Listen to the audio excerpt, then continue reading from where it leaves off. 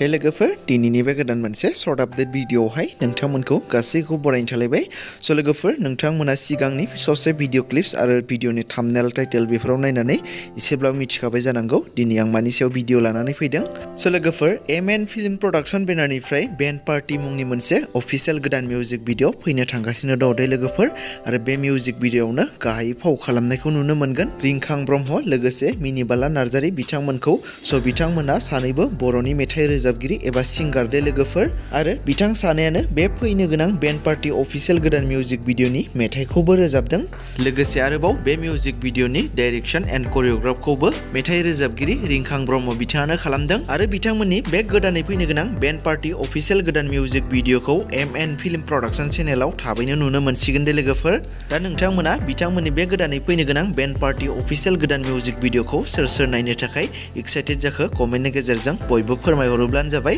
आरो आसा खालामो बिथांमोननि बे गोदानै फैनो गोनां मिउजिक भिडिअआ जोबोर मोजां जागोन होननानै स' लोगोफोर बिदिब्ला दिनैनि सुंद' आपडेट भिडिअआ बेखिनियानोमोन जुदि नोंथांमोना भिडिअखौ नायनानै मोजां मोनदोंब्ला लाइक खालामदो आरो सोरबाफोर दिनैसो चेनेलाव गोदानै नायदोंब्ला बेफोरबायदिनो माखासे फैनो गोनां बर'नि सावथुनफोर आरो मिउजिक भिडिअफोरनि बागै आपडेट्सफोरखौ मोनबाय थानो थाखाय नोंथांमोना चेनेलखौ साबस्क्राइब खालामनानै खाथिनि बेल आइकनखौबो अल प्रेस खालामना लायोब्लानो जाबाय